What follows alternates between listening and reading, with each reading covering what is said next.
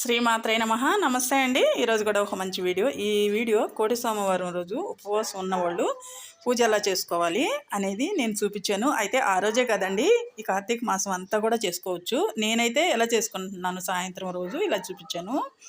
ఇంకా వీడియోలోకి వెళ్తే ముందు తులసి కోట దగ్గర చక్కగా కడిగేసుకొని శుభ్రంగా ముగ్గులు వేసుకొని పసుపు కుంకుమ వేసుకోవాలి. తర్వాత ఒక ప్రమిద తీసుకొని ఇలాగా ఆయిల్ వేసుకొని నువ్వుల నూనె అయినా ఆవు నెయ్యి అయినా వేసుకోవచ్చండి.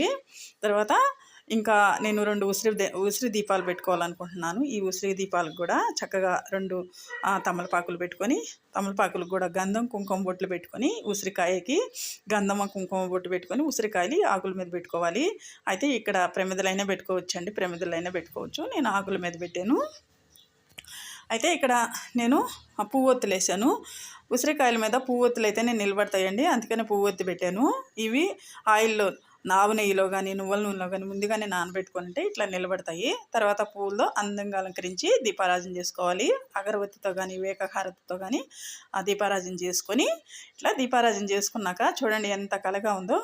తులసమ్మ దగ్గర ఉసిరికాయ దీపం పెడితే చాలా మంచిది అంటారు కదండి. శివకేశవులను పూజించే రోజులు నెల రోజులు కాబట్టి చాలా మంచిది.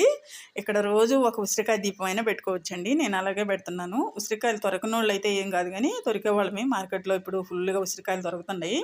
నేను ఇక్కడ దీపాలకు కూడా కుంకుమ గంధం అక్షంతలు సమర్పించి తులసమ్మకు కూడా ఇంకా గంధం కుంకుమ పువ్వులన్నీ సమర్పించి ధూపం వేసుకుంటున్నాను. ఇలా ధూపం వేసుకొని పూజ చేసుకొని ఈరోజు కోటి సోమవారం రోజు ఉపవాసం ఎవరైతే ఉంటారో ఇలా పూజ చేసుకొని అప్పుడు ఉపవాసం వదిలేయొచ్చండి. నేనైతే ఇలా చేసుకున్నాను. మీరు ఎలా చేసుకుంటారో కామెంట్ చేయండి నాకు, నా వీడియో చూసేవాళ్ళందరూ. నాకైతే సింపుల్గా ఇలా చేసుకుంటానండి. హెవీగా చేసుకోకుండా మనకు సింపుల్గా ఒక 2 ఉసిరికాయలు, ఒకవేళ ఉసిరికాయలు దొరకలేదు అనుకో మామూలు దీపాలే పెట్టుకోవచ్చు, ఎన్ని దీపాలైనా పెట్టుకోవచ్చండి. నేను ఇక్కడ ప్రసాదంగా డ్రై ఫ్రూట్స్ పెట్టాను, తాంబూలం పెట్టాను, ఇంకా కర్పూర హారతి ఇచ్చుకుంటే అమ్మవారి పూజ పూర్తవుద్ది. తులసమ్మ కూడా, తులసి అంటే లక్ష్మీదేవి, ఇంకా శివకేశవులు అంటే ఉసిరి అంటే విష్ణుమూర్తి కదండి. ఇద్దరికి కలిసి పూజ చేస్తే చాలా అనుగ్రహం దొరకద్ది.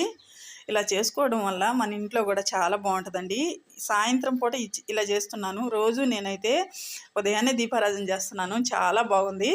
నాకు కూడా ఎక్కువ ఎండబడి చేయడమే అలవాటు అండి దీపారాజను. కాకపోతే ఇప్పుడు ఈ నెల రోజుల నుంచి చాలా పొద్దున్నే చేస్తాను. చాలా చాలా బాగుంది.